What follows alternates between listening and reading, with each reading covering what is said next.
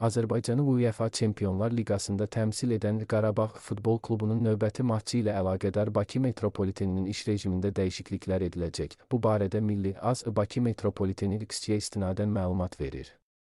Bildirilib ki, oktyabrın 1-də Gənclik stansiyasının yaxınlığında yerləşən Tofiq Bəhramov adına Respublika stadionunda keçiriləcək maçla əlaqədar paytaxtımızda təşkil edilən kütləvi tədbirlər və Bakı metropoliteninin əməliyyat planına uyğun olaraq gücləndirilmiş iş rejimi tətbiq olunacaq. Saat 20:45-də başlanacaq oyuna azarkeş marağı nəzərə alınaraq sərnişinlərin təhlükəsiz və rahat daşınması məqsədilə bir sıra tədbirlər görüləcək. Gənclik stansiyasında nəzarət mexanizmləri artırılacaq, əlavə işçi qüvvəsi ayrılmaqla növbətçilik cədvəli tərtib ediləcək. Ehtiyat tədbirlər 28 may və Nərimanov stansiyalarında da həyata keçiriləcək.